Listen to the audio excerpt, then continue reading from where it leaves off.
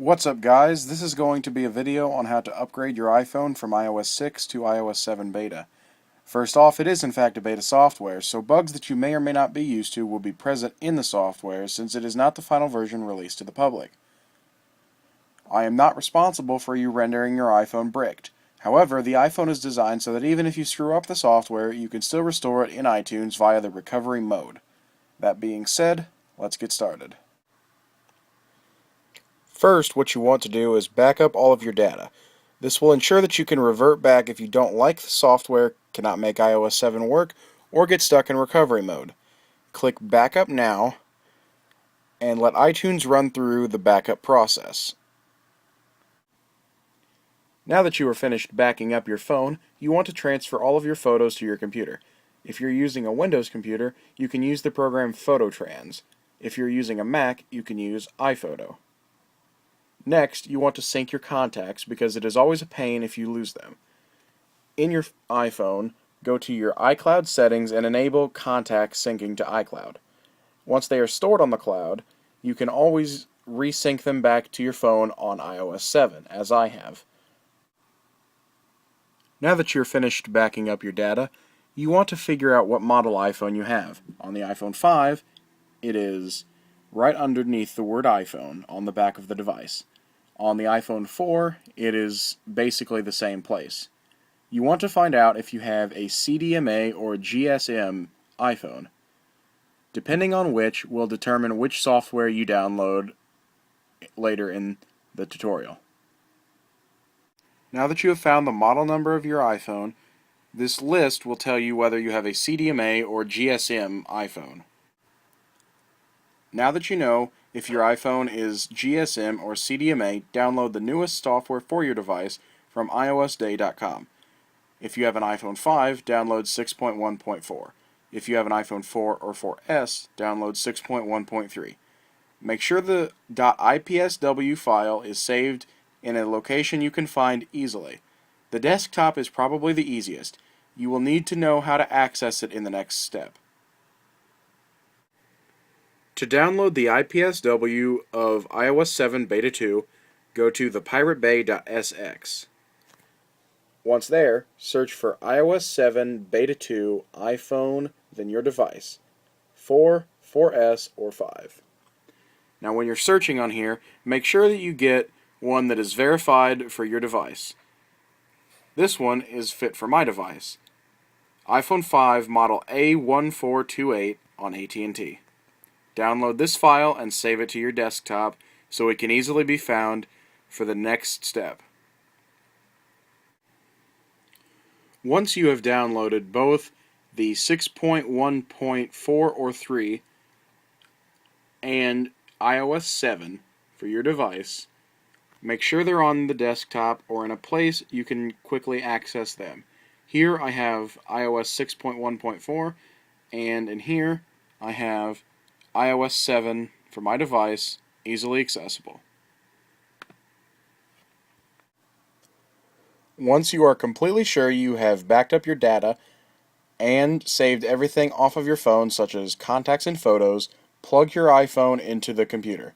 Stop all syncs that iTunes may trigger and turn on your screen. Hold the power button and home button at the same time until your screen goes completely black. After, release the power button and continue to hold the home button until iTunes recognizes your iPhone as in recovery mode. Once in recovery mode, iTunes will say that you cannot use the iPhone unless it is restored to factory settings. Now, you hold down Shift if you're on Windows or Option if you're on a Mac and click Check for Update. This will bring up a menu to point iTunes to the software you want to install. You want to install iOS 6.1.3 or 4, whichever you downloaded.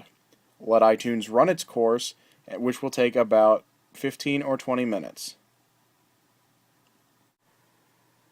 When iTunes is finished restoring your phone, it will ask you if you want to set it up as a new iPhone or if you want to restore it as a previous device backed up. you want to set it up as a new device. iTunes will not bring up any more menus, but on your phone, you will have to reset all of your settings and such, re-sign in, and activate the device. Once you activate it and you are to the home screen and are seeing the stock iOS 6.1.3 or 6.1.4, you are finished with this step. Now that you are running a stock iOS 6.1.3 or 6.1.4 on your device, again, while it is plugged in, hold Shift on a Windows computer or Option on a Mac, and again click Check for Update. This is vital that you click Check for Update.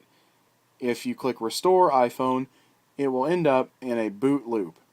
This is where it shows the Apple logo, where it tries to show the home screen and launch the iOS, but it fails and continues to try over and over. You can never get out of this and will have to put your phone into recovery mode again and start over. Now, click Check for Update while holding Shift or Option, and this time, point your device to iOS 7 Beta 2. Let iTunes run its course, and you will have to set it up on your phone just like you just set up iOS 6.1.3 or 4. After setting up iOS 7, you can retrieve all of your apps that you synced before we began the process by going to your device in the left panel of iTunes and then going to the Apps tab on the top. You can click every app that you want to reinstall and it will sync them to your phone. Once you are finished with that, you can go into your phone and retrieve your contacts. To do this, open up Settings and go to your iCloud settings and then switch contacts on. Once you do that, it will ask you if you are sure and click yes. Once you merge your contacts, you should have all of the contacts that you synced before back on your device. To get to iOS 7 Beta 3 from iOS 7 Beta 2, go into your Settings app and go to General. Once in General, go to Software Update, and it will tell you that you can download the newest beta over the air. Go ahead and download that, and again, it will run its course, but you do not have to be plugged into iTunes to do this. Over-the-air downloads will download only the files necessary to upgrade over the software currently installed, and will take about 10 minutes to install on your device.